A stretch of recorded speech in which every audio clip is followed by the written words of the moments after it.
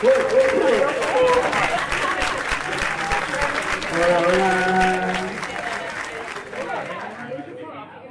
Buenas tardes a todos. Nice to see you all. Nice to see you. I mean, for all of us, Rebecca's just gonna, we're just putting one on the podium. So then we'll sort of slowly settle down. I think we need to do a Lily and Allen kind of bring it up and then bring it down. Bring it up, bring it down. I don't know how to do that. I don't know how to do that. More reverb. Whoa, whoa, whoa, whoa, whoa. Can you hear me? All right, welcome everybody. It's so wonderful to be here with you at Barney at 1900 this evening. I see many familiar faces. Most of the faces in the audience are familiar. One or two are maybe not.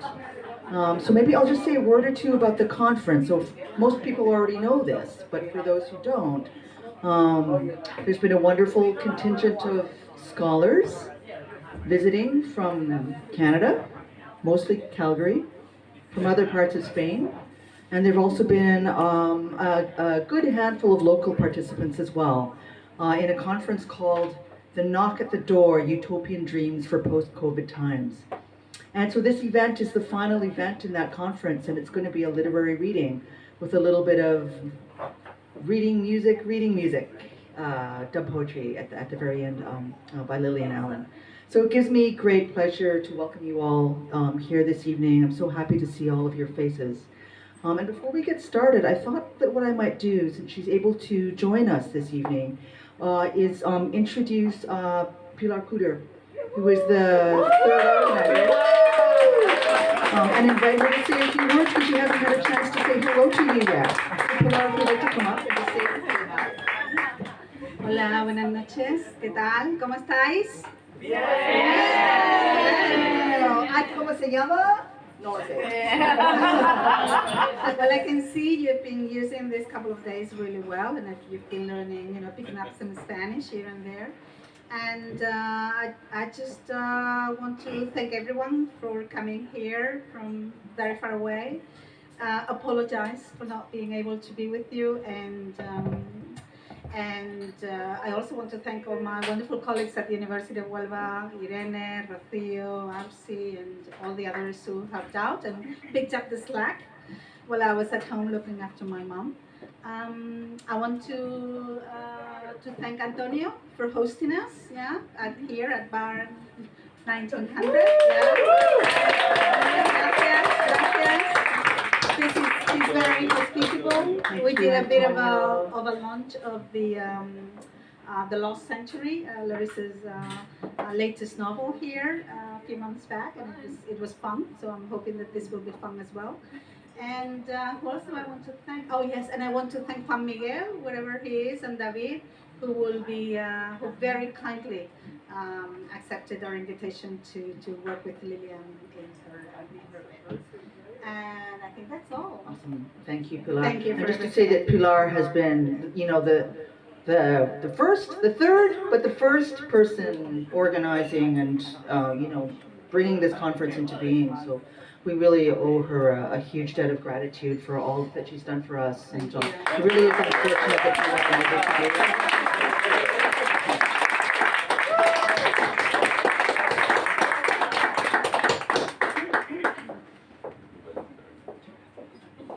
A quick word or two about how the evening is going to go. So there's 9 readers this evening, including Lily and Allen, with the band, with Juan Miguel and with David. And so rather than me get up each time and introduce each person, I've asked the writers to tag team introduce one another. So in other words, as each person gets up, they'll do their bit, and then they will introduce the next reader so that there's not this kind of constant fuss of up and down. Everyone's going to go for about 5 minutes or so. So I will just introduce the first reader, who is Dr. Sharon Paul Rupri.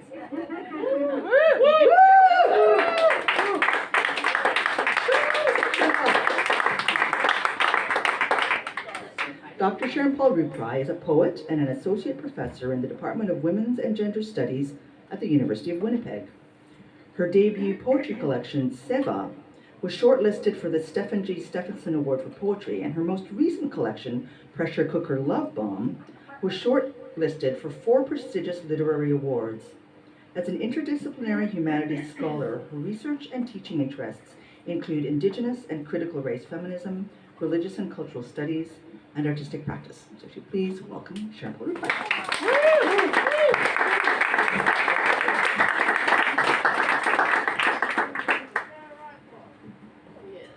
Poet Lillian Allen. We share a stage. I cannot believe it. All right. Thank you, everybody. This is wonderful. I've got 3 poems for you. And the books that I brought, I'm going to donate to the University of Huelva to have in your collection. Feel free to do whatever libraries do with them. And I'll bring that back around in a second. So the first poem I will read is from Seva, and it's Basement Bollywood Porn. I'm at a party. Porn is on in the basement. Girls and boys laugh, and all I can think about is the plot of a Sikh porn movie. Typical beginning. Girl meets boy with parents, and then parents disappear into the other living room, and they are left alone to hold hands and almost kiss, just like in all the Bollywood movies. Except in this script, they really do kiss. He touches her, she smiles, she touches him, and then there's music, of course, and they retreat to the girl's bedroom, where clothes come off, and there's no sexy Victoria's Secret panties here. It's all about the nala and being tied up. Unknotting knots is not easy at the best of times, especially when you have to go to the bathroom. Sort of the same feeling. So they rip off each other's kashera, and well, I'm sure you've seen a few, and after all, when we're naked, we pretty much do it the same, except. So I'm there, writing my script for the Sikh porn movie, and when I'm thrown into the closet with what's his name, it's dark, I can feel fur, and then a hand, and I shriek, I bang into the door, fall face first onto the floor. The girls ask what he did, and I shrug, and they all laugh and call me a nun.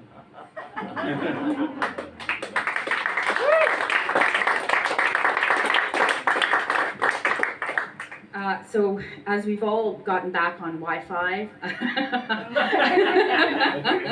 yes, from the hotel in Winnipeg, Manitoba, well, actually in Brandon, in the last week or 2 weeks, there has been a call to ban LGBT Two-Spirit books from the library, from a kid's library. So it's a school board. The school board has, took it seriously. But today it was defeated 6-1. And the school and the videos that are being posted of all these wonderful rainbow, beautiful people who, allies and a whole mix of people who were able to go to Brandon and get this overturned. And I say this because I think, it's Pride Month, it's becoming Pride Month. And I think we need to keep remembering that we need to keep vigilant, right? We need to make sure that the utopia that we have been talking about is going to exist, right? If we have to keep our eye on the ball. So, this is for them. So this one comes from Pressure Cooker Love Bomb, and this was dedicated to the lover of my life, Leisha, who's here, who always has the best titles. So this is for her and for all the other wonderful marches that are going to happen in the next couple of months for Pride. Pride March. Sat Sri Akal, Thaiji. Oh, hello, Buaji. They stop in recognition. They saw his Patiji across the street. They walk hand in hand. A South Asian butch with short black hair, jean shorts with glitter bare legs, a rainbow muscle shirt, a little too tight, and her South Asian femme girlfriend in her form-fitting dress, low heels, makeup perfected, and holding up under the heat. They saw her Thaiji across the street. They walked hand in hand, a South Asian bear in flowing white linen shirt with India cricket team logo on the pocket, booty shorts a little too tight, and his South Asian boyfriend in his pride flag sarong. Pride beads bounced off his exposed Care Bear glitter belly. They walk in the middle of the road, took up space along route, she with her girlfriend, he with her boyfriend. Just enjoy downtown. Yes, just enjoy. They left a little glitter rainbow trail behind them.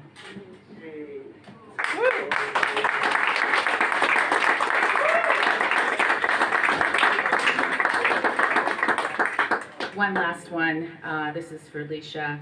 my Madhuri Dixit. If you don't know who Madhuri Dixit is, look it up. You've got internet now. Watch Bollywood clips on the Indian channel. Brown women sway hips and shake fingers, dress in their Indian power suit, tight crop tops with floor-like lengas, bright rouge lips, see-through chunnis. Women linger control over brown men, familiar dance into lusty affairs.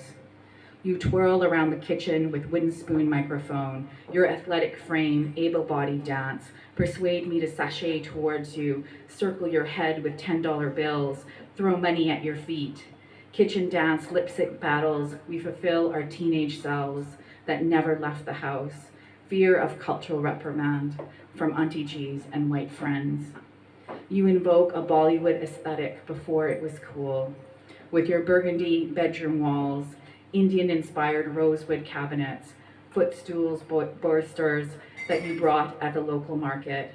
We think ourselves Indian with a lowercase I. We swoon together, create new steps, dress in jeans and t-shirts that are made in India. Never did we think that we were Bollywood royalty in the middle of the prairies.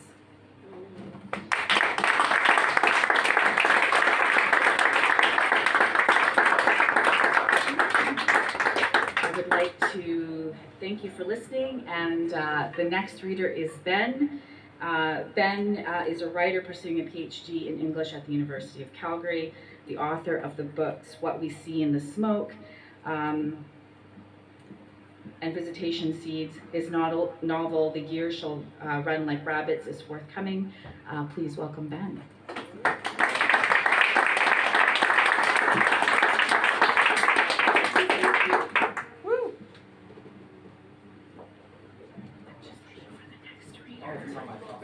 Oh, it's on your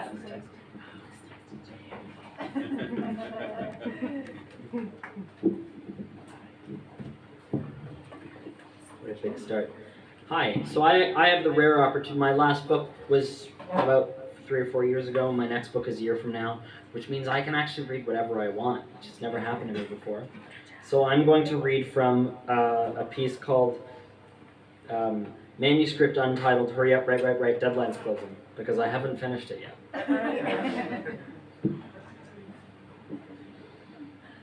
Elephant shrews scamper through the highways of our metropolis at dawn, chasing down the dust and debris and sticky blood spilled through the night. They grab what they can, passing the unwanted of the city along to armies of beetles that stand ready and waiting by sewer hatches, eager to vanish the disgust. What the beetles don't take is consumed between mouth and paw and wiggling snout. High above this shimmering limbic system of social being dance hummingbirds and kestrels and baby jellyfish, a reminder of the shape of the breeding structure upon which the city grows, a networked system, a root-like system, spreading endlessly outwards, an infinite motion of expanse. Their bodies are a glittering border upon the urban, between the urban and wild space, and their voices sing instructions to the ecosystem of the cephalopod city, directing its lazy swim in orbit around a pale sun, and directing the many organisms that live upon its back, upon the biolife of the city, upon me. All of this in the shadow of the vault, that glittering tower of consciousness threading itself throughout the flesh of the world, holding the disparate neighborhoods of the world in harmony, holding the endless genomic archives of extinct species yearning for resurrection. The voices of the birds and flying fish wash over me, a beacon in my head, a signal at the base of my spine. I pedal slowly, reluctantly, unwilling to be the first taxi to receive a call. There are always weirdos in the morning, but the signal calls. At the corner of Candlefish and Library, I pull over, set on the 8-minute timer, and wait for a passenger. From the shadows, something lurches, bulbous and rotund, shuffling and snorting sideways along the sidewalk. For calling. They ask, husky and oddly clipped. That's right, I say. I don't look behind me. The passenger sits, making little clicks and ticks, as he finds a comfortable position.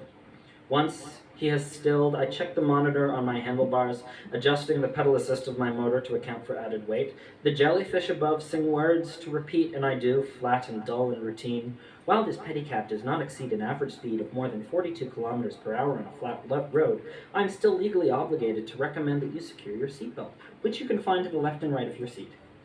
A laugh that sounds like many little legs swimming. The undone seatbelt sign remains on. Go, he says. The Parliament of Knowledge. Adjusting the mirror on my handlebars, I catch a moment of one eye set in deep red skin. It blinks at me, little scarlet tears forming around the lids. I don't turn around. It's a good time in the city. Winter's behind us, I say, pedaling past the slowly opening shops through street signs that stink of cheese and nail polish and bread. Good time. My passenger clicks. He doesn't want to talk, I don't want to talk, but good servants chatter, sing the kestrels up above. Barbers and cabbies and baristas break bread with higher orders in the city. I'm not different from the shrews or the beetles or the spider monkey mutates. I am integrated. I am enmeshed. I am a system of city ordnance. Some of the road network starts shedding around now, though, I say, trying my best as the signal guides me through bike-friendly pathways. I always try to stock up to fight allergies around the meerkat markets, you know? I do not get allergies. I pull over at the Parliament of Knowledge, a long, dark building of columns set like teeth, a hole of governance, a mouth, in an otherwise unremarkable avenue. The signal quiets, the beacon rests. The passenger does not move. We sit for a while, my feet balancing on either side of the pedicab's long frame. Do you work here? I ask at last, when no new vehicles arrive to disguise the silence. No, I work in change. Oh, I've never been there. He clicks a while, a shrew scuttles past, carrying what might have been discarded birthday cards, and I turn to watch it, looking back. Sitting there in the back seat of my electric pedicab is a humongous crab. I stare. He stares back, human eyes wobbling above colossal pincers, its reddish exoskeleton exuding a dull glow in morning light. He blinks, one eye, then the other. Little bloody tears drip down to stain the leather seat of the open carriage I pull. Do you remember the world? Asks the crab, claws slowly raising and lowering to a rhythm I can't hear. This is the world, I say. His sigh is soft and guttural and seeping, a low and leaking sound. The crab leans forward and pierces suitcase handles between pincers, sinking into the leather like butter. Keep change, he says, before leaving me to the street. I think I have one more minute, so I am going to read one more quick scene, and then I will go. I was born in triplicate, spilled from the wet gunk of the vault with two siblings, our bodies mirrored and already midway to maturity. We were creche-born and parentless. Our lineage belonged to the endless swirling DNA factories that had long ago been compiled by the AIs of the city. AIs, wow. If we had family, it was every other vat-grown creature. If we had parents, they were machines. It's not that people are sterile in the city. People make people the old-fashioned way all the time. The city grows for them. But we were made for the city. We were made with signal and purpose. Oftentimes, when the vault swirls genes to make a new person wholesale, a backup body is included. Flesh to be used if the primary organisms, wow, what a title. I've already fucking submitted this. The primary organisms fail. Mindless meat for the grinder once the true body is born.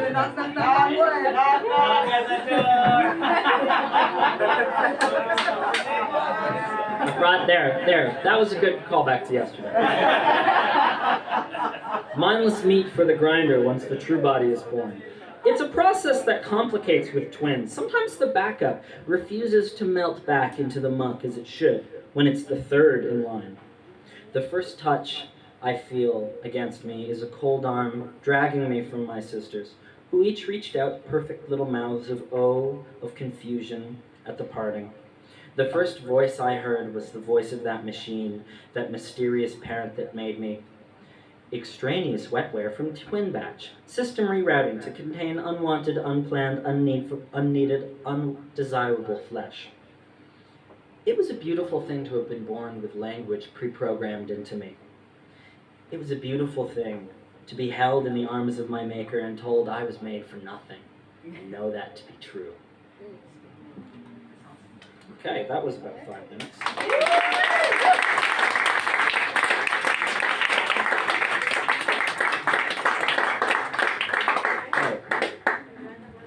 Micah Johnson is a postdoctoral scholar at the University of Calgary on Treaty 7 territory. She is the author of the collection of essays, Modern Fables, and a short story collection, Good Victory, forthcoming with Freehand Books 2025. Give it up for Micah.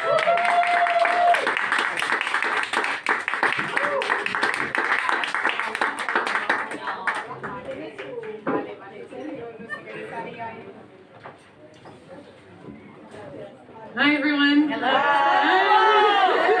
Thank you all so much for being here.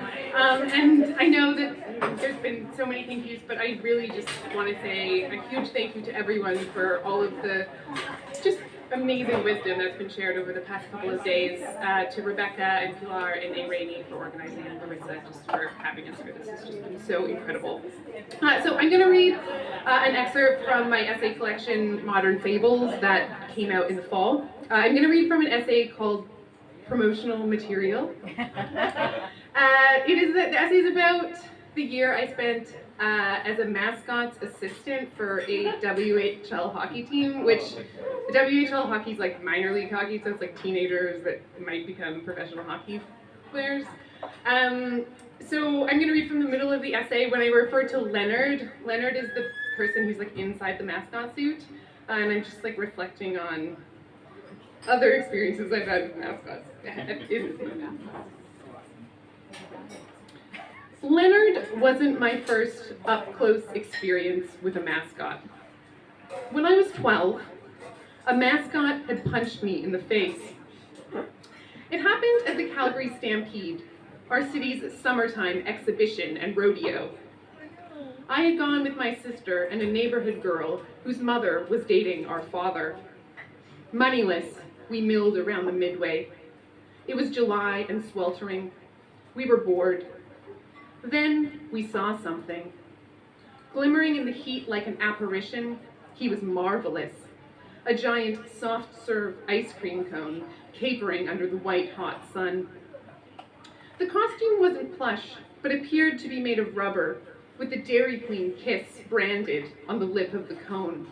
Dairy Queen is like an ice cream franchise, if you're not familiar. The mascot was surrounded by a crowd of happy children. He was handing out vouchers for Dairy Queen treats. In addition to asthma, I'd been diagnosed with a dairy allergy. My swollen stomach, according to my mother, was not fat after all, but a symptom. Forced to drink the milk of a goat, I wasn't allowed, among other things, those little ice cream cups with the foil lid and wooden spoon that were often given out in school. I hated my allergy and flouted it whenever I had the chance, like now. We three, my sister, our neighbor, and I, advanced upon the cone, whooping. I don't remember exactly what happened next, but the crowd of children grew angry. Perhaps the cone ran out of vouchers. Likely it was just the thrill of sweaty bodies pulsing and pushing against one another with adolescent fury.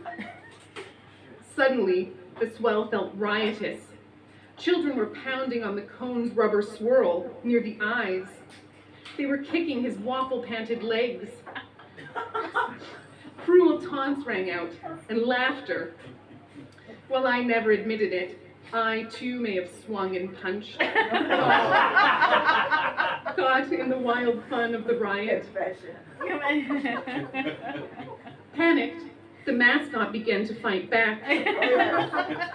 And in the melee, one of his enormous white-gloved hands hit me square in the nose. I had never before been punched in the face. I was stunned. Hot tears grew in my eyes, and I fell back. I lost track of the cone, the crowd. Then, a godlike voice cut through my spinning shock. and it was far worse than the welt of the punch. An old man, a lemonade vendor, was shouting from his lemon-shaped booth. "A young man has been hit," he cried. He was waving, pointing in my direction. "This young man is bleeding. A boy needs help." My sister and our neighbor, skinny tan teenagers in pigtails and cutoffs, heard his cries. They wouldn't look at me, stood silent and motionless with vouchered hands hanging at their sides as the vendor continued to holler and point. Finally, my sister sprang to action. She pinched some napkins from his dispenser as I cupped my bleeding nose. It was an honest mistake. My hair was cut above my ears. I wore corduroy pants and striped golf shirts.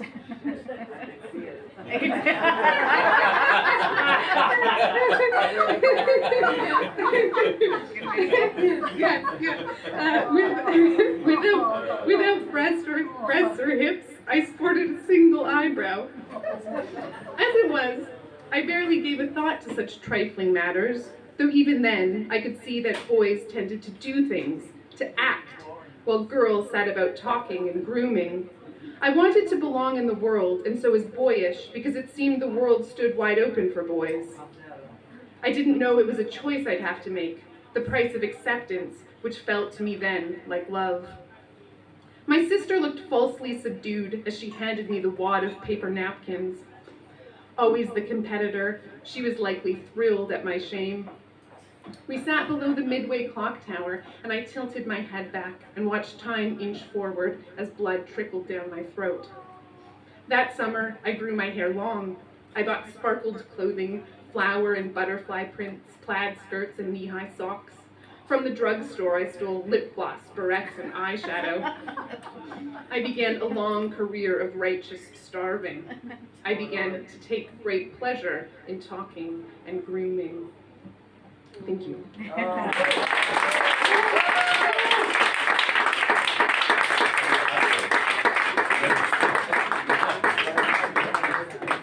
So our next reader is Paul Mounier. Paul Mounier is a PhD candidate in the Department of English, University of Calgary. Paul is nearing the final stages of his PhD dissertation titled Refractions, Queer History, Cast Through Experimental Poetry, a long-form narrative poetry manuscript. Paul works in transdisciplinary spaces where arts and activism overlap in feminist praxis. His dissertation is an exploration of Calgary's queer history in conversation with queer futurity and poetics in the post-human. Paul is currently a sessional instructor at both the University of Calgary and Mount Royal University, Calgary, Alberta, Canada, where he teaches English literature, creative writing, and gender and sexuality studies. Please welcome Paul.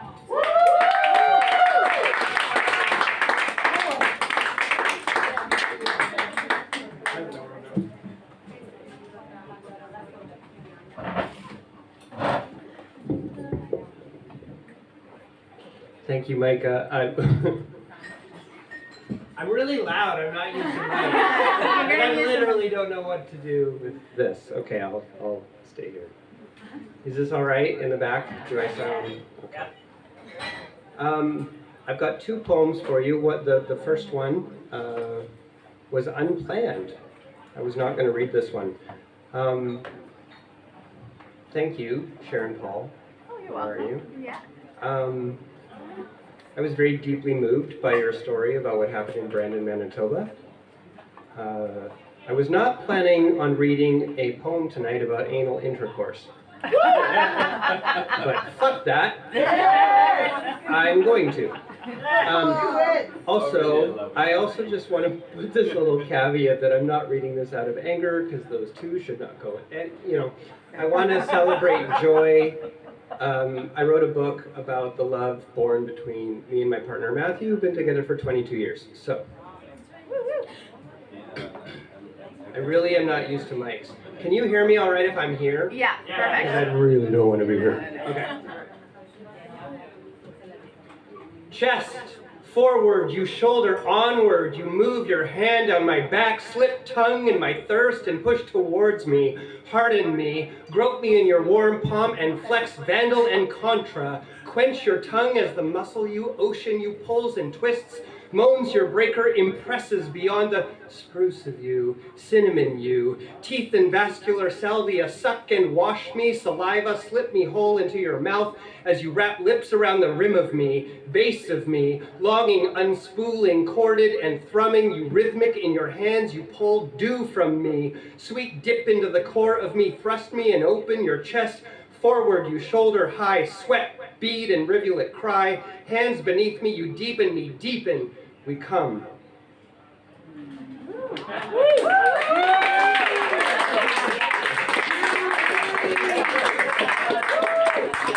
I had something far gentler planned. All right. I wrote a book about kinship that raises queer community. I wrote a poem in 3 parts that I'm going to read to you now that's completely wildly different. It's for my mother. It's based on this sort of 3-dimensional imagery of water rings, in this idea that there are things we can observe in the ringing of impact when family, creates kinship, creates community. But my book's main character is this being called Thousand, born between me and my spouse. And I was drawn to the idea that Thousand can see the rings from a different planar surface. I dedicate this reading tonight to Liz Howard, whose own work takes up the 3-dimensional space of dendrochronology and tree ring dating. In no way, shape, or form am I purporting to touch that metaphor, but the ringing and ringing and ringing of kinship and community touched me so deeply that Liz, who I asked permission to talk about yesterday, changed the tectonic plates of my world. So I have engaged the image of water rings as kinship, and it's one poem in 3 parts interspersed throughout the book. It's not too long. I will read it, and each ring rolls into the next ring. Water rings for my mother. Equidistal origin waves rolling chords along our sore circular shavings to sing. She is ring, she is ring, she is ringing in a disc that spins in gerund oscillations. Circumvolve, the orbit holds, return to center, spiral outward. We are sphere, residing here, where voices bronze and oxygen remember rings of coral distal, equidistil, water embers, with our sonar tones, a single dis appear. Water rings. Equidistal, capillaries funnel into origin waves, where diffusion lights the vessel, rolling chords along our sore circular shavings that claim us plural symbol tap to sing. She is ring, she is ring, she is cloak around our current pearl, torrent and revolving into. Ringing in a disc that spins in gerund oscillations, rings of light we circumvolve, to bend horizon, rings below. The orbit holds, return to center, surface lines, elliptical, and spiral outward we are sphere, to watch how waves mosaic dial from above. The pulse residing here, the pulse in planar surfaces, where voices bronze and witness of the oxidants help oxygen remember. Tempo's lake vibrato, rings of coral distal, roaming geometric, equidistensility to water embers, O penumbra, rising with our sonar tones, aorta, how our mother times the pulse, a single disc kinetic ringlet, we appear. Water rings. Equidistal capillaries beam inside this body morphic pool, funnel into my father's on the hill overlooking what mitochondrial city. Origin waves push my father's, pulling at noses and necks, pressing where diffusion lights the vessel. They are hiding from a hiker passing by. Rolling chords along our city in a dish. Birds repair its skyline, soar circular shavings that name us, that claim us plural, symbol tap to sing Granny, she is ring, Pammy, she is ring, aunties, she is reaching through the archive with her cloak around our current pearl, torrent and revolving into. Northmount Drive to Riverstone, to Cotter where the fir is sapling, ringing in a disc that spins rewinding film in gerund oscillations. Paul is 6 and singing Blondie. Pam is skipping through the record. That's my mother. Pam is skipping through the record. Rings of light we circumvolve, and Pam resets the needle thread. To bend horizon, rings below, where House of Glass extends. The orbit holds, the intermission bells. Return to center. Paul is 7. Pam is showing where the baby there is kicking in her belly. Surface lines elliptical, and Pam explains the verb to be. Spiral outward, we are sphere, and we are water. Thousands breathe, to watch how waves mosaic dial from above, and thousand breathe. The pulse residing here, the pulse in planar surfaces, where Pam has pulled a high chair out for Brady, and the baby's screaming red, where voices bronze and witness of the origins to oxidants help oxygen remember. Paul is 8 and singing to his father, tempos lake vibrato, Phantom of the Opera. Rings of coral, Paul is aria, where distal, rich has caught the fish of gasping. Roaming geometric, pulling out the hook and equa, vocal on the boat of disarray, the breath releasing tiny back. Tensility, and Paul is running up the dock till water embers, where his mother, O Penumbra, wraps her baby on a beach. Rising, lungs inside a blanket, with our sonar tones, the 4 of them will summer twice. Then Christian folds aorta round the tree. The baby's hands surround a finger, how our mother times the pulse. 1,000 family then, a single disc telluric in the sphere, and watching circles overlap and dip kinetic in the water, rings to ringlet, we are plural, diving circles, we appear.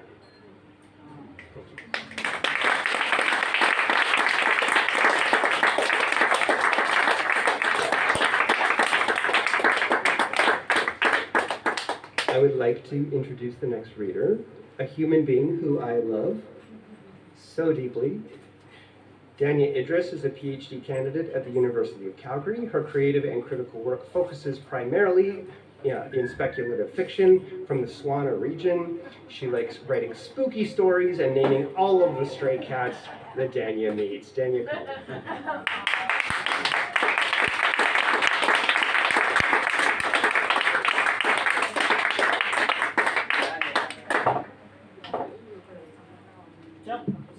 Good job.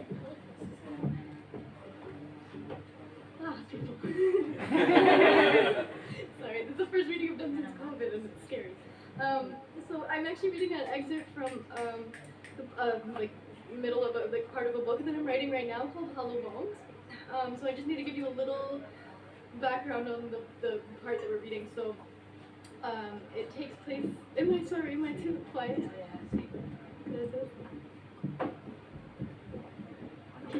Can you hear me? Yeah.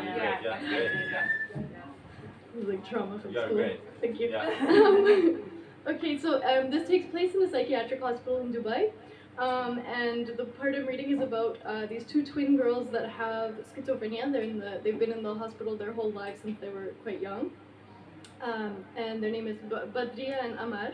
Amar can see Jinn and Badriya can hear them. And this is taking place when they are, so in the hospital, in the psychiatric hospital, everybody has received a implant enhancement called the Israfil Initiative. And it is starting to kind of take on a life of its own, and it's absorbing the occupants of the hospital into itself. And Badriya and Amar are the first people to experience this kind of utopia. So I'll just start. The bone collector stands behind Badriya. Amar can see her whispering wisdom into Badriya's ear. The twins have been waiting for the bone collector all day. They woke that morning and found that their hands had been fused together. Badriya reaches her unfused hand into Amar's mouth, and Amar watches the Jinn's shadow behind her sister, delivering her instructions. The bone collector is the first Jinn that had come to the twins. She began asking them for their teeth when they were very young. They feared her until Israfil told them that letting go of their bones would bring them peace. Badriya pulls Amar's teeth out of her gums that have become as soft and flexible as uncooked dough. Each tooth hits the floor with the clatter of a raindrop on an umbrella. Amar feels herself softening, and Badriya struggles to keep her form separate from her sisters. Ahmad can see the bone collector smiling, eager to finally take the baby teeth for which she has been yearning for decades. Ahmad attempts to smile back, though her sister's hand working in her mouth makes it difficult. Ahmad will soon cease to be Ahmad. She can hear Israfil in every cell of her body, turning bones, muscles, flesh, and sinew into a fungal pudding. Badriya feels a momentary panic as she watches the room digest her sister. They have never been apart, even for a moment, and she feels blind without Ahmad's eyes. Now you, the bone collector whispers from within the room. This woman's voice is more familiar to Badriya than her own mother's.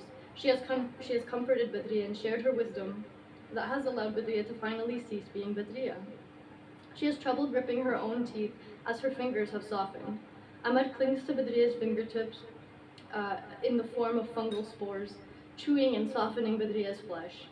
This is comforting to Badriya as she knows she will soon be with her sister again. She plucks her teeth as quickly as she can, dropping them into what she assumes is the bone collector's open palm. Badriya can no longer distinguish body from room.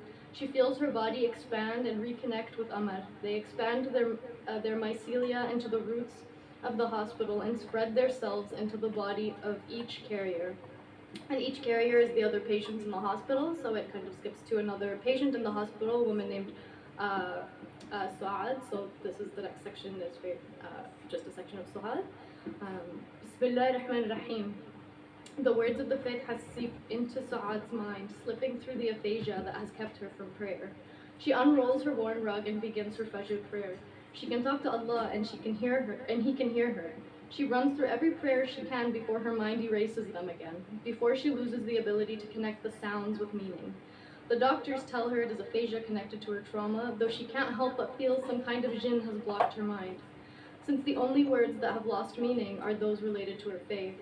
She could visualize the words, but she couldn't connect them in a sequence. The words drifted in and out of focus until this morning.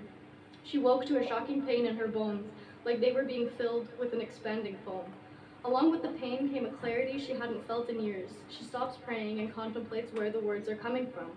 They're not being formed in her own broken mind. She is repeating words that she is hearing echoing through her body in a voice that isn't familiar to her. Two voices, two identical voices, are trampling each other, eager to give her the words she has been craving for years. The tension in her bones is almost unbearable, but Suad is euphoric. Thank you.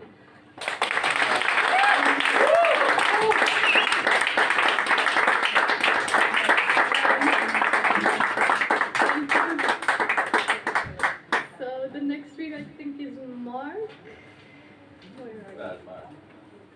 So Mark Hamon Lynch is a PhD student at University of Calgary and the president of Filling Station magazine. That's it. He has curated the Flywheel reading series and also frequency arthritis. He's also like got the best vibes ever. So.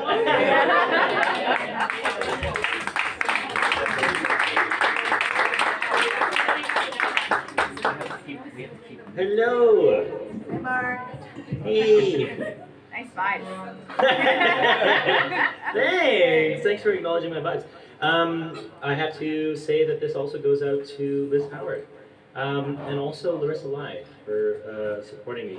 I wanted to, I really wanted to kind of like read something that was funny and playful, and I realized I don't have anything like that, so I'm gonna have to eventually write something in that kind of like point.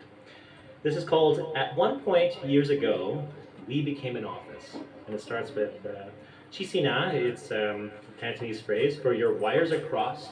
You are out of your mind, i.e., what the hell have you done? And this is what my mother used to tell me every time when I was a child. Every time I did something that was silly, she would be like, Chisina! And I was like, oh, I don't know what that means. Yeah. But now I do, Mom. Now I do. An office exists in protest to play. White-walled corridors, boxy enclosures, inhospitable kitchens, fridges rank with leftovers, some amenities like microwaves or staplers, resemble the ones we have in our own home but seem fantastically removed, such that they might as well exist in the upside down. The building itself is bright with austere mats and pounded thin carpets, and there's that subtle droning, and we all know it, of vents, lights, computers. Each sliding glass door costs $4,000, and that's Canadian. But to lock it, you need to call maintenance. In the summer, sometimes it gets up to 38 degrees because of it in Celsius. Oh yeah, we do Celsius here, right? Yeah, 38 degrees Celsius because of its south-facing windows, and the thermostat is for aesthetics. More often than not, we are positioned across from the boss who is primed to pop their head in, make their kind-seeming schemes, survey, schedule chats, target their anxiety, speak vaguely about operations, and point out optics. One of the few pictures I have of my father when he was healthy, and he passed away, shows him in his office while he was still working for the oil company Syncrude in Fort McMurray. He wears a white collared shirt, his desk is overburdened with papers, and a fat-backed CRT monitor is on the table. The walls are bare and windowless. There's a single filing cabinet behind him, holding a host of brown accordion folders. He doesn't know the camera is there, so this unadulterated glimpse is like one from the supervisor's vantage point. We can be rest assured that work is being done here, that the lungs are webbed and wound in tight, that the office still functions as estrangement. The English painter David Hockney uses the term optics to describe the combination of mirrors and lenses that European artists used to produce photographic likenesses as early as the 15th century. Artists used mirrors to create a form of camera lucida or camera obscura, which helped the painter replicate values, contrasts of darks and lights, the balance which creates impressions of depth and aliveness. In Secret Knowledge, Hockney juxtaposes paintings from the beginning to the end of the Renaissance, revealing the moment of lines into shadows, the slight enlargement of a head, the jostling of a camera, the concave in the image that replicates the mirror's curvature, the mise en abîme of images. My mother still tells me today, after 15 years, that my father should never have been an engineer, that he was better off doing something with his hands, like become a carpenter or a painter. She points to the window and the dwarf almond tree outside with its pink double flowers in bloom. Why don't you sleep by the window so you can see the flowers? After surveying hundreds of thousands of galaxies, scientists determined that the universe's color was cosmic latte, in quotes. This classification now fits neatly amongst the Home Depot paint chips, nestled among Chanterelle Beige, Gobi Dunes, and Camel Hair. Did cosmic latte, this deluge of streamed milk, pour forth from the hole that I created? The first lesson of portrait painting is that flesh tones don't exist.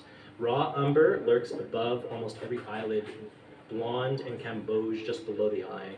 Colors rebound off of surrounding objects. The jaw becomes green, and the nose pink, and the temple cobalt blue. Being a newish painter, I think about my father's face quite a bit. The crater on his forehead, where the tumor had eaten away the bone. The nose hair extending from his nostrils. The way he grinned under the rim of his cowboy hat that hid the paltry wisps of his mad professor hair. Too cheap to hire a birthday clown, my father learned how to juggle. He began with heavy, pelt-filled starter balls, then bowling pins, then torches. In the summer, he would unicycle down the street juggling. At night, the acrobatic blaze of flame lit up his large-rimmed glasses, turned skywards to follow the whipping projectiles as he lurched back and forth on the singular wheel. I am reading Anne Boyer's The Undying and keep seeing my father. She articulates the toll of chemotherapy so precisely, as one that undoes a person from symbology to sinews and forces a rebuilding from cell to friendship. She says, cancer is an idea we cast an aspersion over our own malignancy. Understanding that both the vehicle and the operator are killing us, we feel lucky when our faces can be sun-kissed, while our monitors remain unsaturated enough to see the multiple windows and their ever-growing number of tabs. And that includes, I guess, lack of Wi-Fi. I think about my father who loved my sister and me, but would rather have done anything than sit in an office. I never understood my father until I read that book. I never understood the confluence of illness and politics that promulgates a body. Sometimes I see broad strokes emerge whenever the body object becomes oppressed with insinuations. The more these come from science, the more the chasm in the wall opens up. Thank you so much.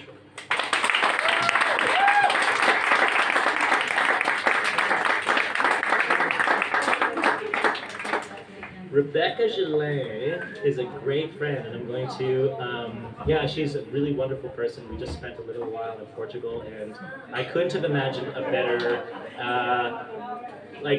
partner in travel. My God. She's also a postdoctoral associate in the Department of English at the University of Calgary, where she helps run the Insurgent Architects House of Creative Writing. Please welcome Rebecca Gillet.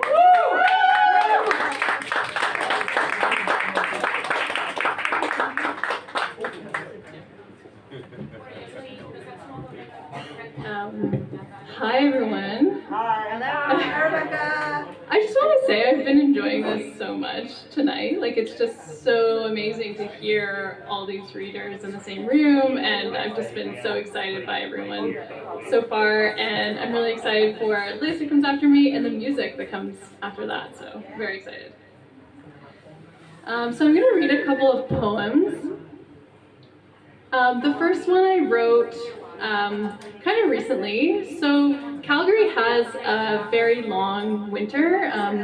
People from Calgary know that. Thank you. Yeah. And I find myself feeling very excited for warm weather when I'm in the winter. And then once the warm weather comes, it comes all of a sudden and very brutally. And I find myself feeling a kind of despair, to be honest. And I think after I wrote this poem that I realized maybe it's about something greater than that. So this one doesn't have a title yet. Ducks on the lawn carve out space with a spoon. Spring is strained with birds. All feeling is simply representative. When we wish to hold our faces against the sun all year long, now we can't. We hide. Everything is simply outside.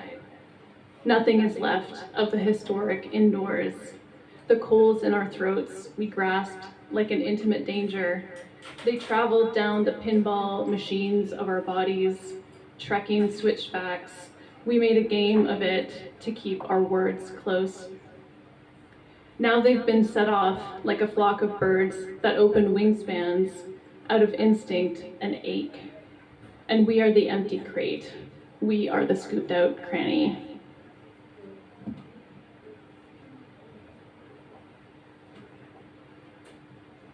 Okay, the second poem I'm going to read is about water, and I thought I'd read this one because we were at the ocean today. And so I've just been thinking about water and also how this country needs water, and also how Alberta needs water right now very desperately with the wildfires there. So I thought I'd read this poem about water when I lived in a place that was around a different body of water. So this is called Fjordur Folk Songs. Before fjord, you were the land of least resistance. Ice sculpted over the soft mounds, and I know because I have skin like that. Now you hold the green sea fingers, hake, and somewhere below the sunken wolffish waits. Its dense flesh propped up on my tongue. I dove to find him frowning on the seafloor. In the urban-rural pendulum of past years, you become me. I saw a cloud hand pull the sun out, ex aqua. Before camera, memory was different. You blow white bows in the wind, tassels high above your threshold for sobriety. Wind, a sweep of wizardry over the plain. bristled broomstick or boar. Through this dam under the white bridge, lopped to one side, some rivulets dive and some pull, pooling to a corner, still plague a swath of dried paint. Your crypsis, camouflage. All this time I didn't recognize the tug of undertow. The snare of wings on water. From air to waves, does truth splash out or drown? Pastel greens appear on banks overnight like the frilly tissue of magic tricks and floral shirt sleeves. The orange-beaked waterbird belts its name, Eurasian oyster catcher. Its beak pries open even the lockjawed shells. Your beauty so creased I follow its lines, grass green in all places, all tears flow westward, were we once or always friends. Many stones gravel the road, many of us tuck our secrets under the white plastic coats on bales of hay. Long to feel the range of boletes. You crash so loud you compete with my words. We are both screaming. Like a skinny fish, the boat disappears when it turns to face me. Where there is salt, there is fjord. I touch you. My hands carry your halo. Brush like wingtip on water. You polish all angular desires into grains of sand. If love is a choice, then slugs in the beaks of gulls, windmills fly over the island you seize, paddles shove you away, take you in, are taken into the falsity. The train calls in sleep, reaches around a sphere. I've learned that when things are beautiful, you pick their tracks up one by one. The tide draws you back, a recession like all good intentions. All best laid plans were once a trickle without symmetry. Our pasts were once the benchmark. Thank you.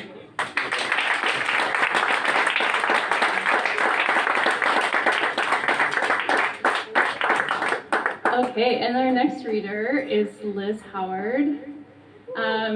She is the author of Infinite Citizen of the Shaking Tent, which is winner of the 2016 Griffin Poetry Prize, and Letters in a Bruised Cosmos, shortlisted for the 2022 Griffin Poetry Prize and the Trillium Poetry Prize. Born and raised on Treaty 9 territory in Northern Ontario, she currently lives in Toronto. Please welcome Liz.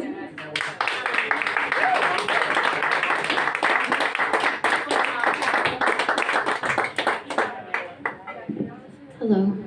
Thank you so much. Thank you so much, Rebecca.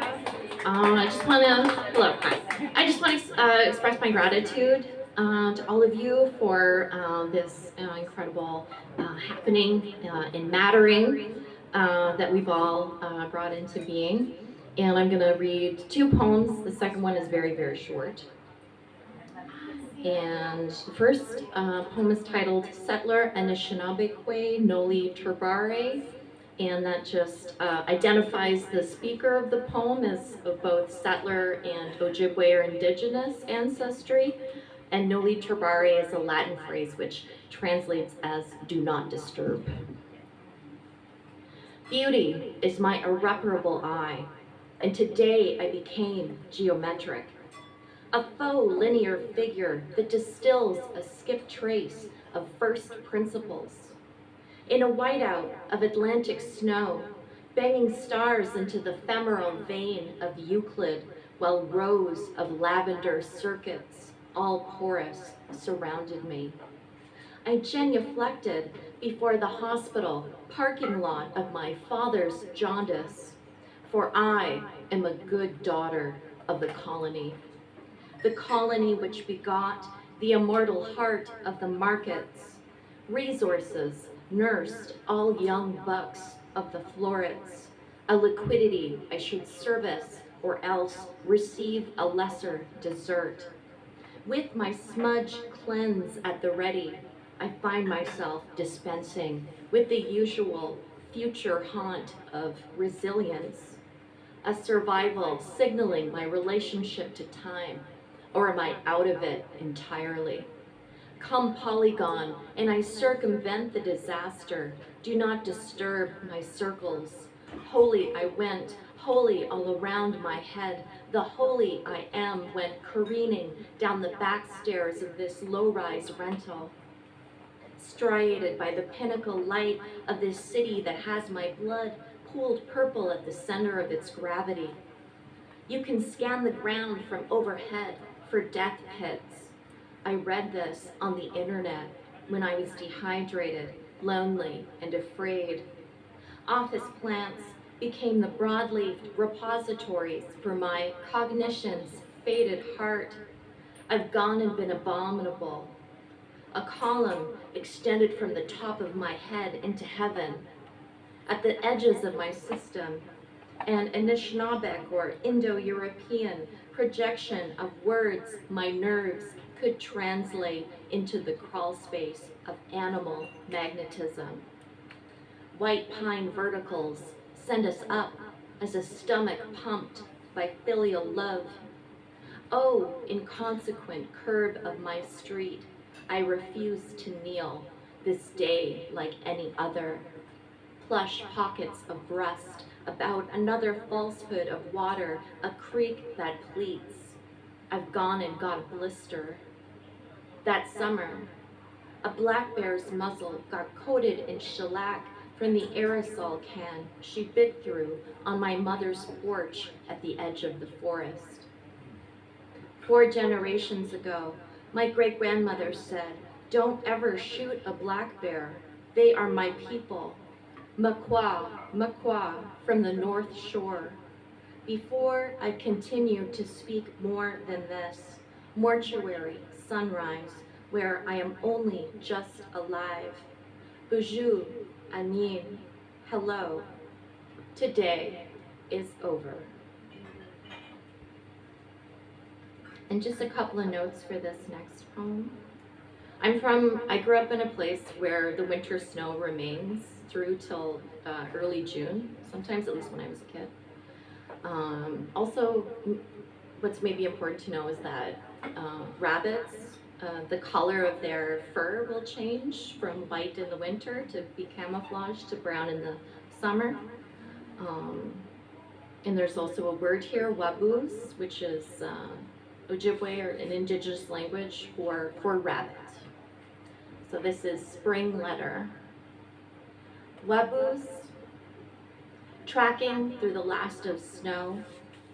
Love is a route I stumble over in search of you.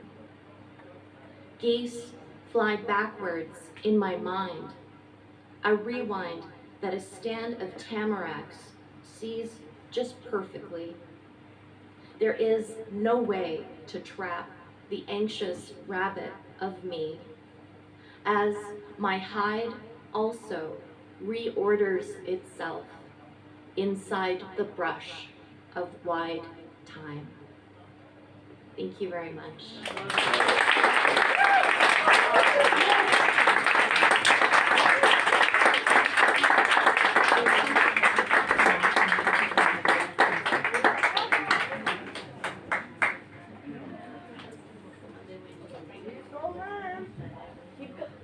Well, thank you so much for that, Liz. Thank you all of you.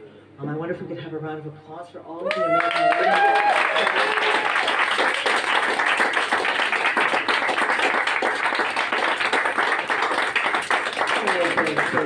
So good, amazing. That moment in life.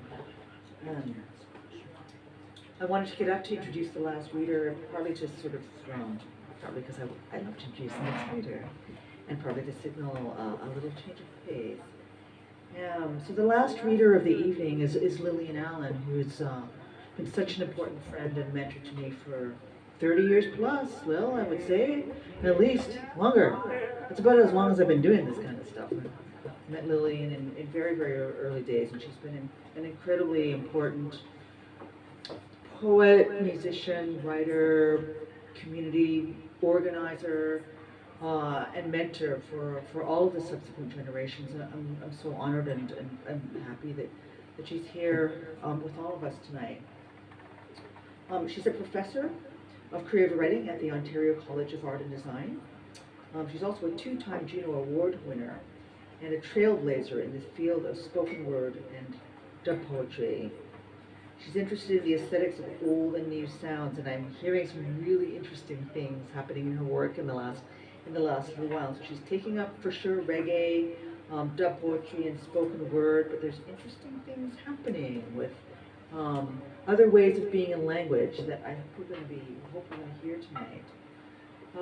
Most recently, she's had a collection of poems called Make the World New, the poetry of Lillian Allen, which is a collected works, edited by Ronald Cummings, and it was published in the spring of 2021 as part of the Laurier poetry series. Her literary work for young people includes three books: Why Me, If You See the Truth, and Nothing But a Hero. Multidisciplinary and experimental, Lillian Allen's creativity crosses many genres, including radio, theater, music, and film. She's works as a writer and has been a featured artist and a producer, director, and national radio show host. So we're really fortunate to have her tonight performing for us with a couple of local musicians, including Juan Miguel and David. So if you'd welcome all three of them to the stage.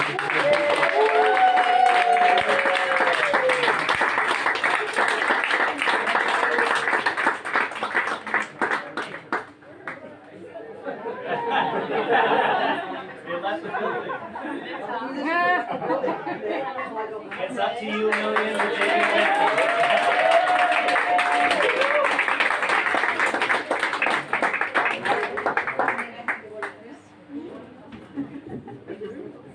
Get a podium. Get a podium. Because you're a poet.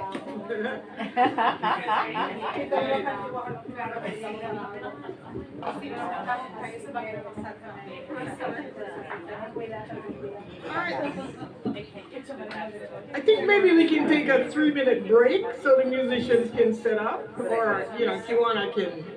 Yeah, folks want to get a drink or whatever. Yeah, why don't we take a little 3-minute break?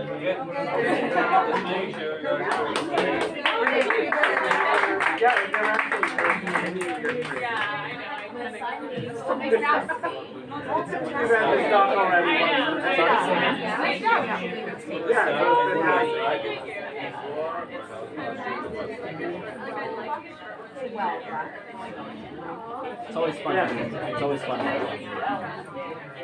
When I eventually retired, so I think really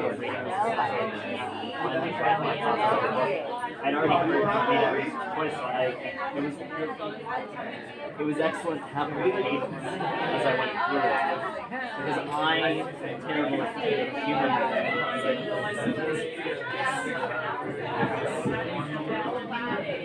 Hey, Micah. Great job. Yeah, great job right here. Hey, welcome to the Revolutionary Teapot.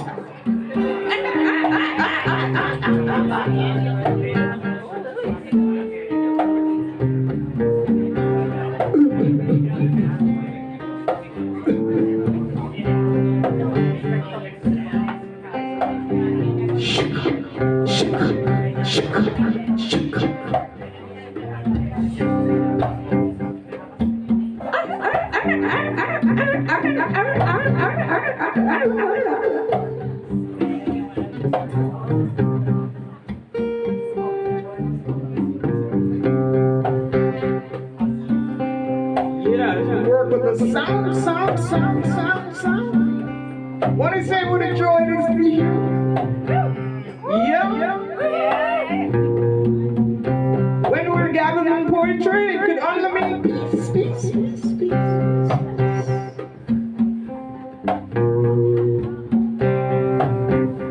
Thank everybody for sharing their hearts. And boy, it was so lovely to just hear the language just a flow on a woman. So in Jamaica, they would say, "Acha." I make that do it. So. And we love it. So add my thanks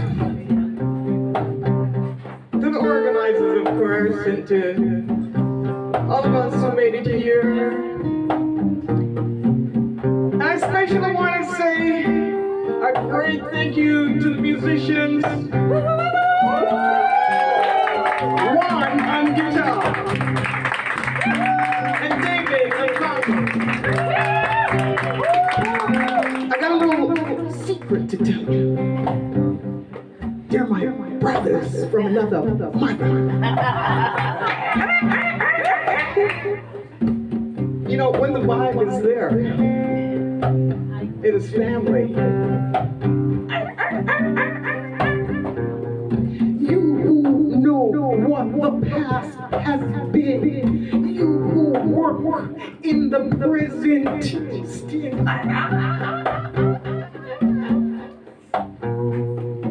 You who see true to the future, come make we work together. Come sit a while with me. I make we drink tea. I make we talk. I make we analyze.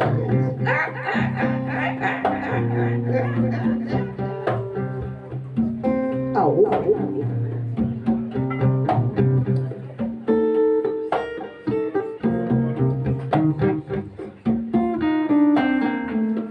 You have been burned by vanguardism. Come make we heal, make a nurturing. Come sit a while. I make we drink tea. I make we talk. I make we strategize.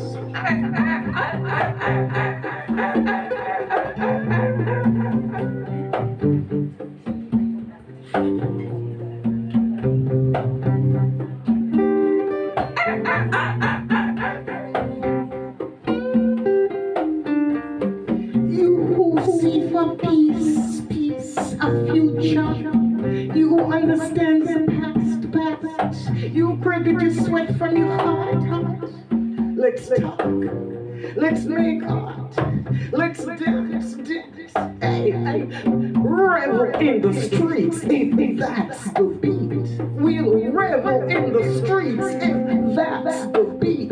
We'll revel in the street if that's the beat. Protest, demonstrate, chant.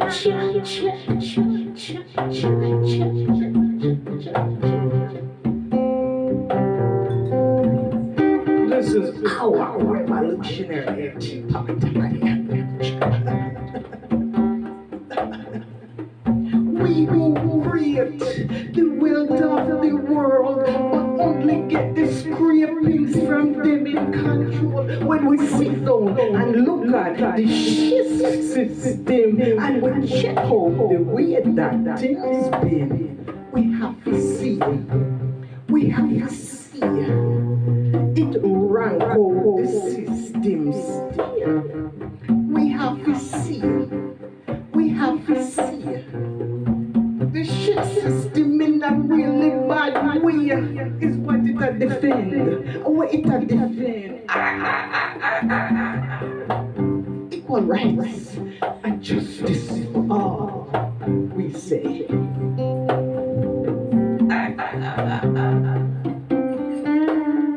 Come sit a while with we. I make we drink tea. I make we talk. I make we analyze. I make we strategize. Revolution, forward ever, backward never.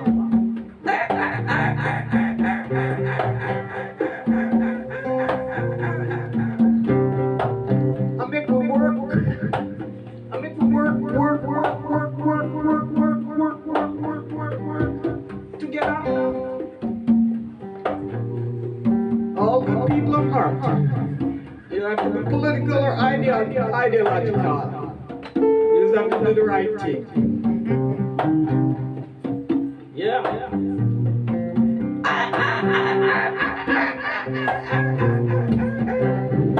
Well, thank you. This is revolutionary.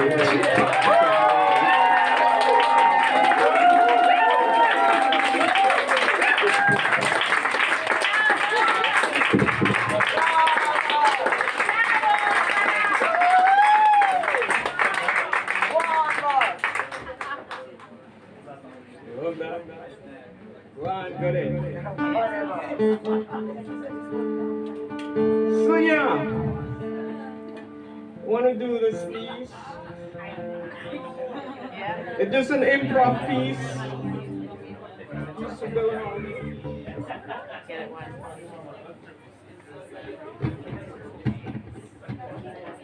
The thing with poetry, you know that it's a technology that gets you moving beyond the strictures of the everyday.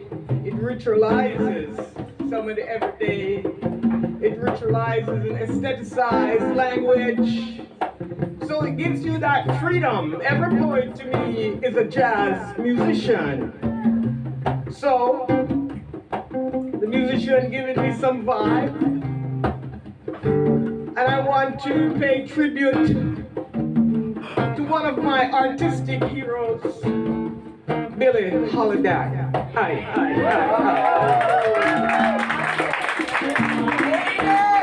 Also, I want to take a second to recognize the passing of another great in our time, Sister Tina Turner, who went to spirit. Let's say bye to Tina Turner. See you, Tina. See you, Tina. See you, Tina. Take wings. Lord, what would the world be? What would the world be without black culture? On funky.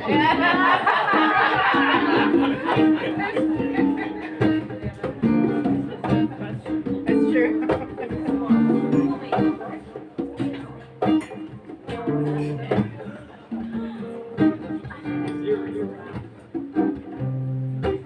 This is a poem for Billie Holiday. This is a poem for Billie Holiday. This is a poem for Billie Holiday. Oh, Billie, you live in a drum, sound swirling on the black, the rainbow splintering through the sections of praise to your mission blues. So full of sound of music in your face, proud. Passion burst into words, pride aches, heartbeats, and slow defiance note by note. As the swing converges,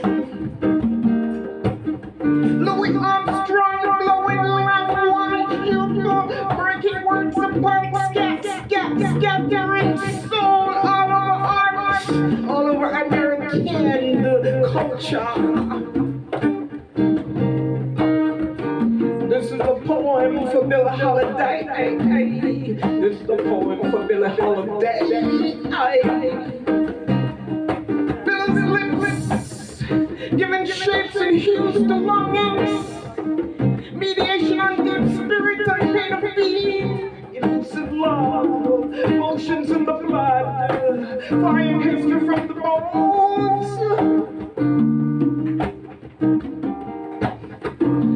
Billie's voice, a poet's ease. Billie's voice, a poet's ease. Billie's voice, a poet's ease. And all that sass. And all that sass.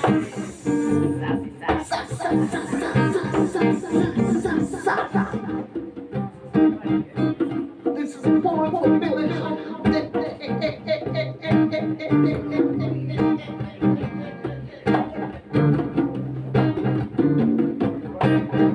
Thank you.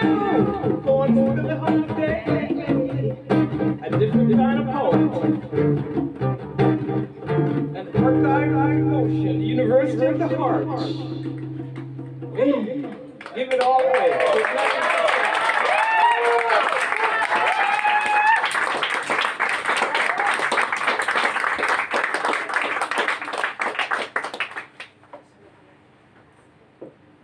So my musicians come from Trigoros.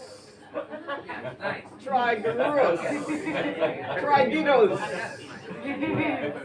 So it's about 20 km from here. So they came in, I met them half an hour before I saw you. We will have made 40 or 80 kilometers.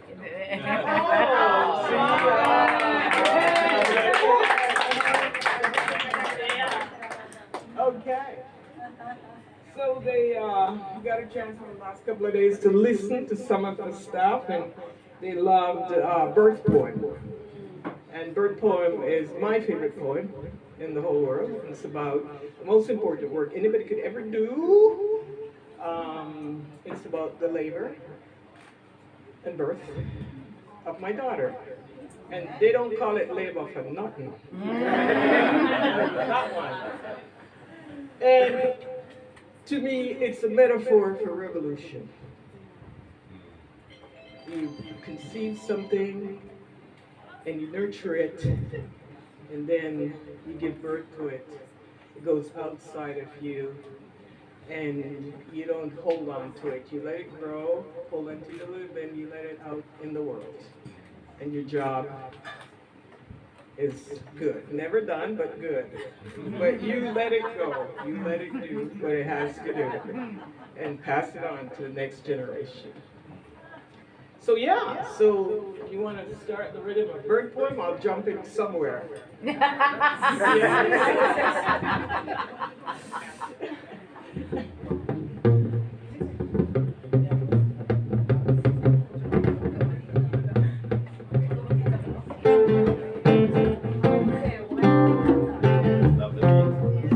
nothing like reggae beat that always dreamed of running away with a reggae band.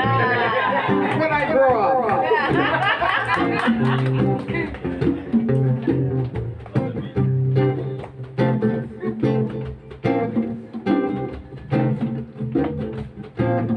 By the way, when my daughter was young, she was into opera and classical music.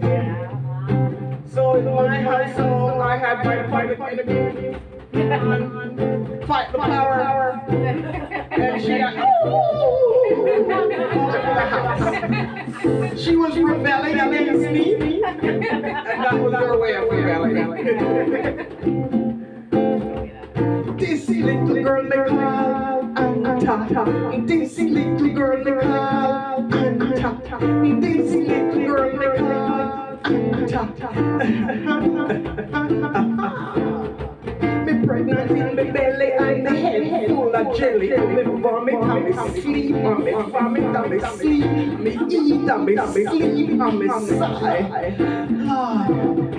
Jalolo, Jalolo, Jalolo. Me never know say it's so rough. Me never know say it's so tough. And this little girl, she wouldn't come the minute before she ready to be born. And the months them pass and me outview last. And the months them pass and me outview last.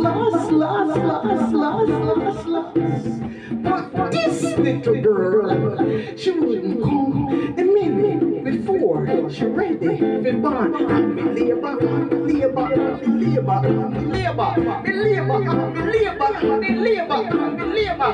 27 hours of it. And me labor, me labor, me labor, me labor, me labor, me labor, me labor. And the bar. Why? And then hot, you see? Why? And it dread, you see? But this girl, she wouldn't come the second before she ready to be born. Me labor, me labor, me labor, me labor, me labor, me labor. All you mothers, are you feeling me out there?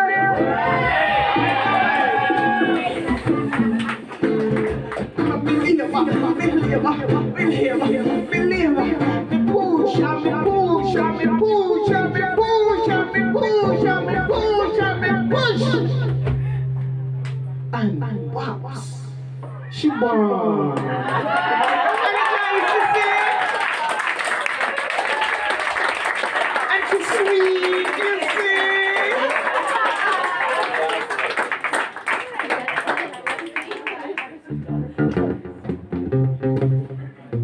This little girl me call Anta.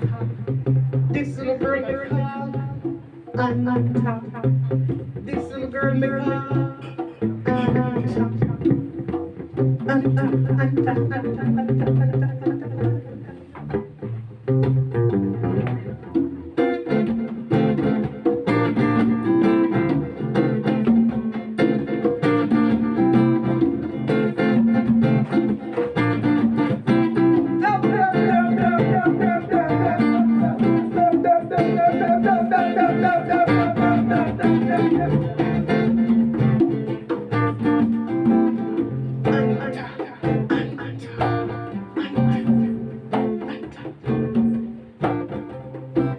see the process of dubbing, just breaking it down.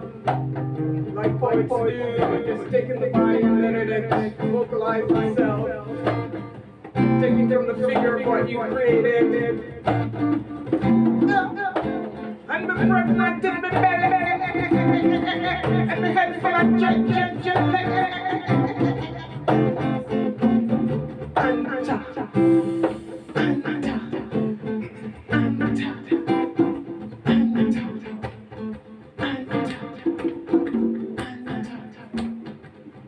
All the mothers who should get not just a sour for life, but medals. Labor.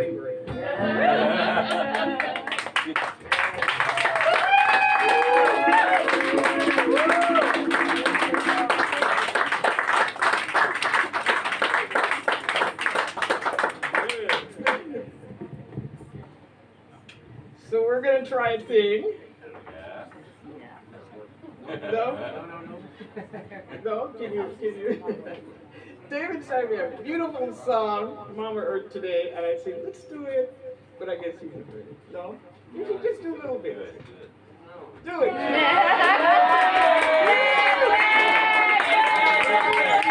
Oh, just love, man. Just love. Come on.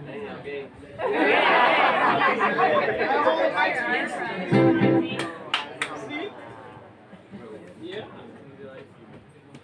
You have a choice. You want a mic or?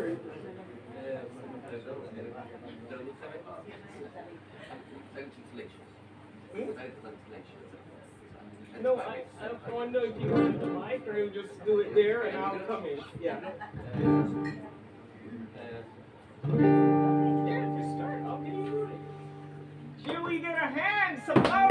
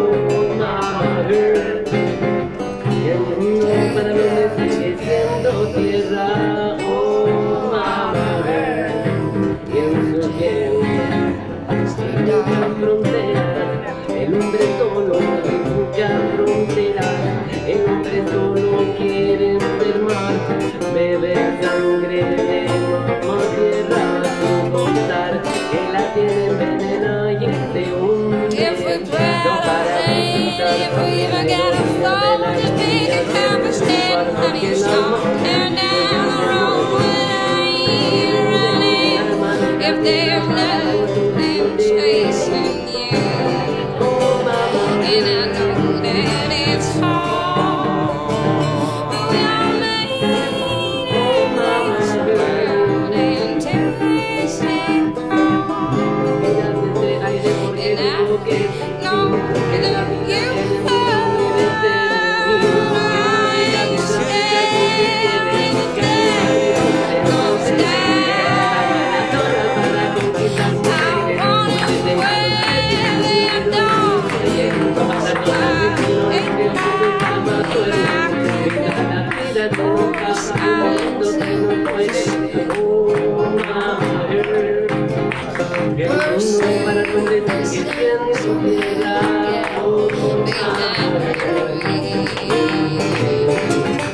there will no letting folks rain in Massachusetts, Rhode Island, New York.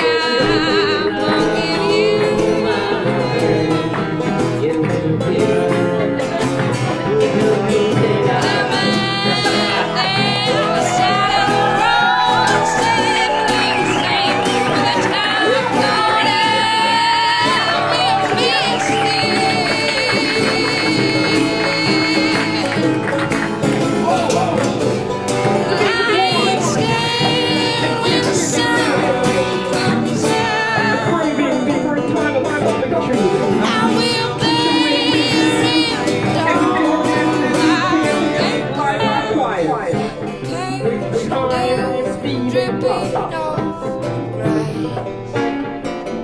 I say to my teenage curiosity is oxygen that feeds the neurons, opens up pathways. But I ain't scared when the sun comes out. For a slacking pace, I will bear it down like a kite to catch you down, dripping on rags. I'm drinking time becomes infinite no more. It changes up on you. There's a natural in one's consciousness to know the earth's tumbling in alienation from the stars. It alone in the family of constellation has been ravaged and raped. It yearns for the lonely moon to be closer, spend the day. And after middle age, slug life, gravity creeps in. Method and madness become one. Life catches up slower, even as time rushes by. A woman can step quietly into the fullness of herself, throws away the pops, her mascara.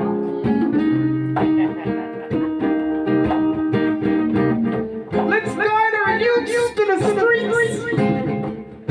Let them know we were impatient at their age, that we raged against the system of materialist greed, against governments, no matter which stripe, against gangsterism, militarization, corrupt police, and against injustice everywhere.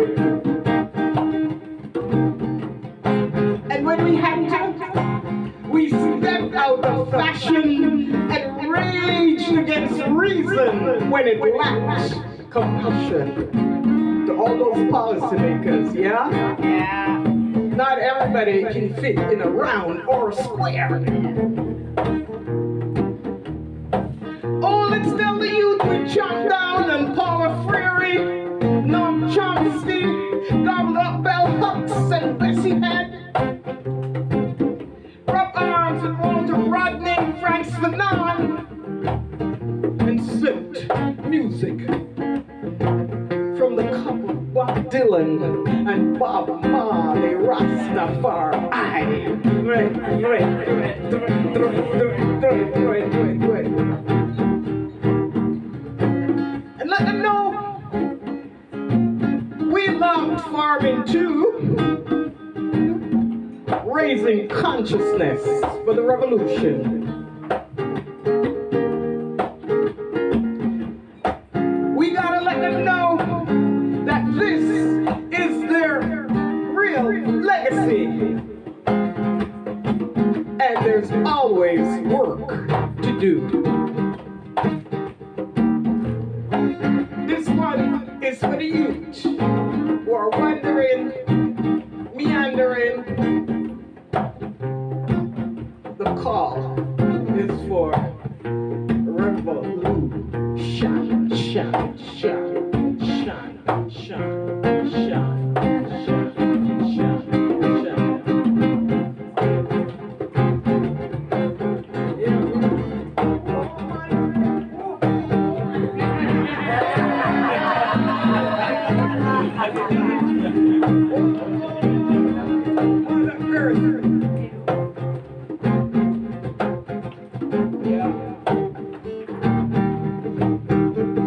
We are the earth. We're the water. We're the trees. We're the land before and after. Yeah.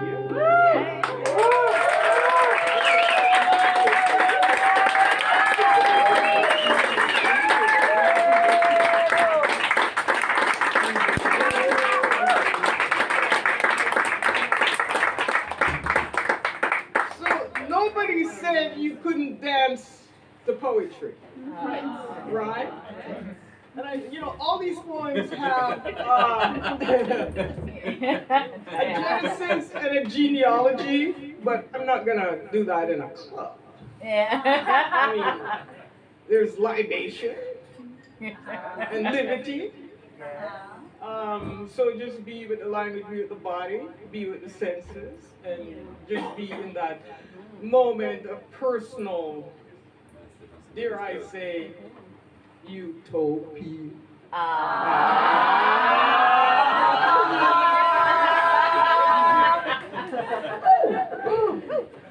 So this is the poem that birthed, is considered the godmother of Canadian hip hop and spoken word. It's called Rub-a-Dub Style in a Region Park. And just notice the cadence, just notice the narrative structure. If you listen to Drake, etc., it's the thing that went down through. This came before. This actually came before Public Enemy. So there's a big story to that, but we'll pick that up another time. Yeah. All right. And for all those creative writers out there, we've been dealing with sound, and some of them are unfamiliar, but we have familiar sounds, and they create images too. So I'd love to see more people start to use more sounds in their work. Broke up the language.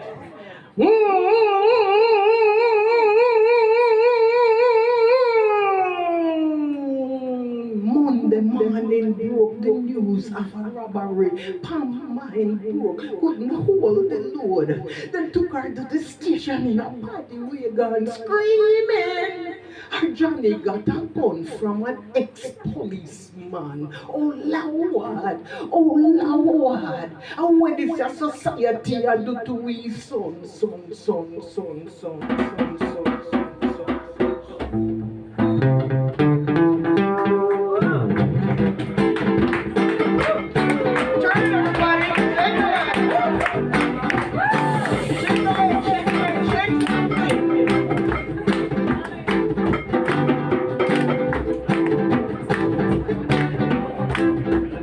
Shake up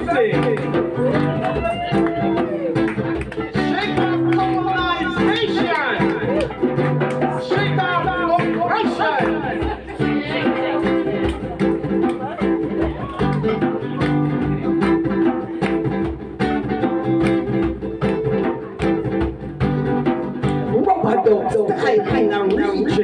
pop, and I do it in a dance in a region.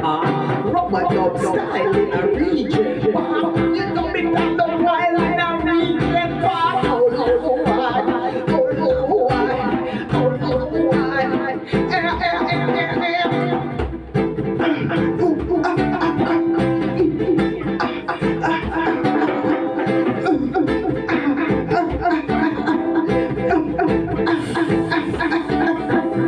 DJ rapper, here in charge, put a musical track for in platform, one, set the system divine. Double and dance, Christian, piling and different style in a region. Oh Lord, oh Lord, oh Lord.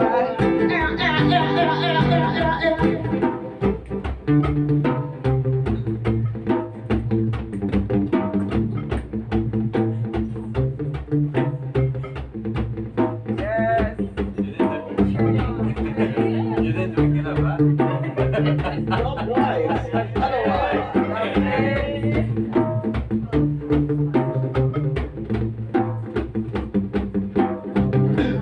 Forget your troubles and dance. Forget your bills then and irony of yourself. Forget your dreams, get rid of a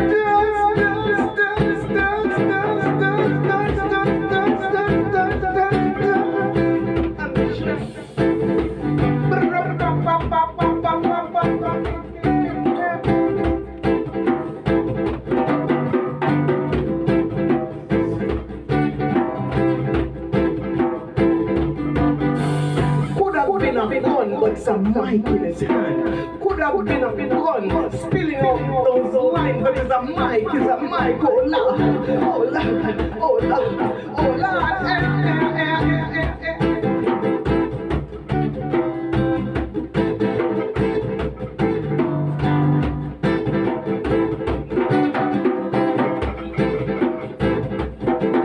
Rhythm line, nice and ear from him heart outside, culture carry him past and steady in mind. Man take a draw and feel in time. Words that hash and try to find explanations for the sufferings of the time. Oh Lord, oh Lord, oh Lord, oh Lord, oh Lord.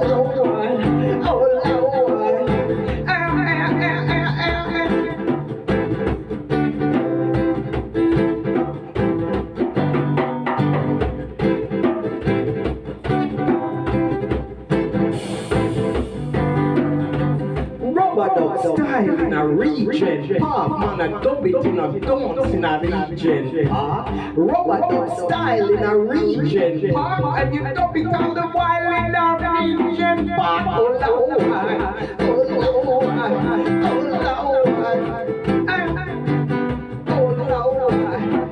Lord, oh Lord. It's a long time we're sweating here to join society's rights. It's a long time we're beating down your door. It's a long time since we made the trip across the Atlantic on this ship. It's a long time we're knocking, and every time you slam the door, say, no job, discrimination, injustice. I feel the weight, I feel the weight, I feel the weight, and it's the same boat, it's the same boat, it's the same boat. Oh Lord, oh Lord, oh Lord, oh Lord,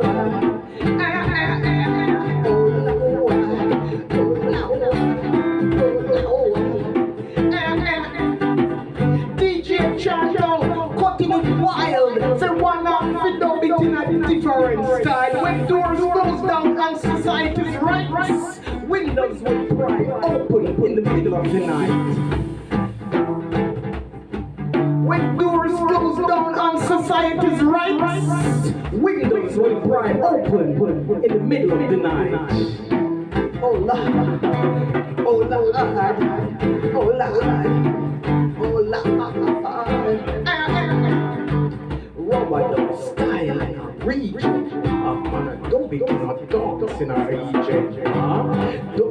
style, the region, you dump it all the while in a region, oh Lord, oh Lord.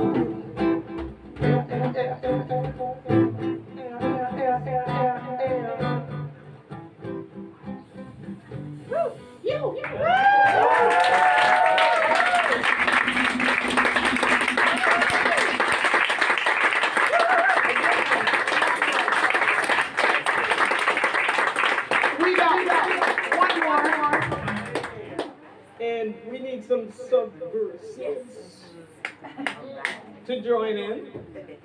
But before I do that, I have one for the experimental poets. I thought that I got this fabulous burst of genius. I woke up and I said, oh, this will change the world for poetry. It's called Reading the Poem Backwards.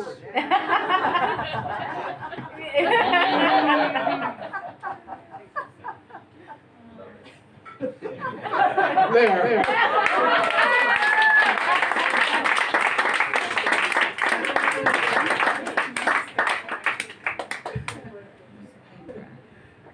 Who knows? The next thing you know, I'll be on Oprah, and then there'll be the lunch pail and the T-shirt. And everything. So, can I say this piece has a chorus? Of course, we have Stephen Guns, right? When I was recording it, I was kind of frantic, and I made a phone call. I said, I need some women to come to the studio, some subversive to be on this chorus. And half an hour before the time I gave, there were 35 women showed up at the studio. Only for you, only for you. Yeah, and they're known as the subversives. So you can become a subversive too. All right? So what I'll do, let's start with the spoken part, and then we'll go into we are the subversives, we are the underground. And you don't have to sing it, because I don't know, unless you know the tune, you can just say it, right? Yeah. All right. You can do it. The spoken part. Ida is a big one,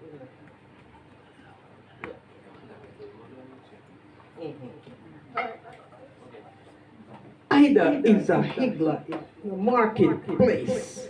Rita is a drummer in the band. Heather is part of the Insight Collective, and she's a woman identified woman.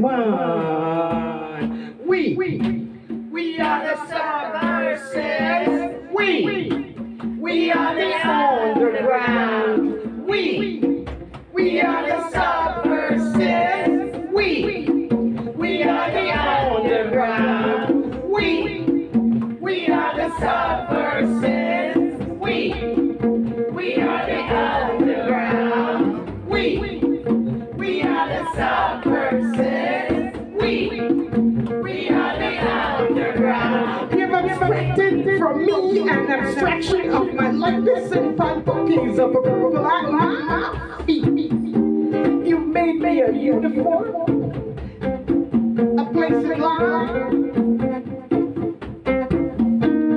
Stick me in the dictionary to legitimize your understanding. I break from your sentence, create a paragraph of my own, create new forms, space. I dig laneways to jump your highway ride, turn gutters into trenches. We are the subversives. We are the underground. We are the subversives. We are the underground. We are the subversives. We are the underground. We are the subversives. We are the underground. You're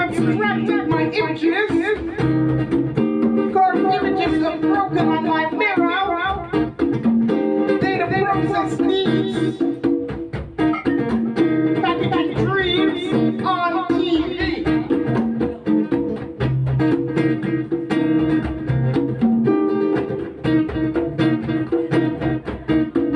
Separate me from self, from place, from history. We are the subversives. We are the underground. We are the subversives. We are the underground. We are the subversives. We are the underground. We are the subversives. We are the underground. And I don't remember the rest of the words. All I know is we gotta unite and fight, not just for ourselves, but for the principles and for those who can't fight for themselves.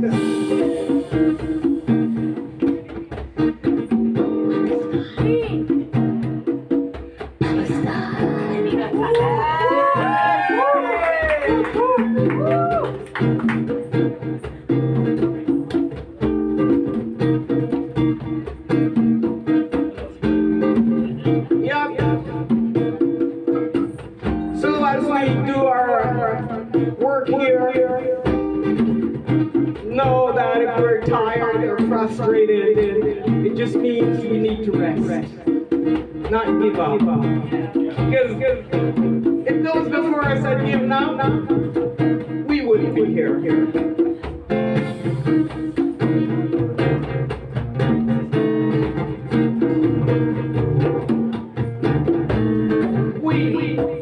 We are the subversives. We are the underground. We are the subversives. We are the underground. We are the subversives. We are the underground.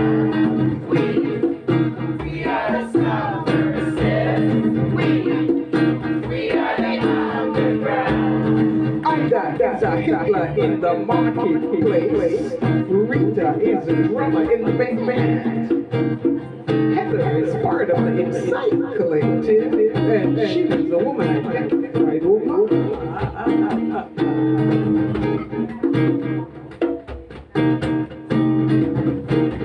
Subversive we are.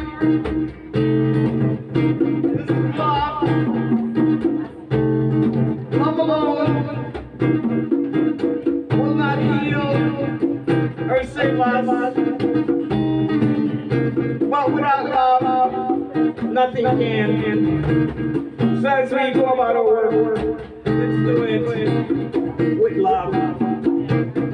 It's the gift that keeps giving.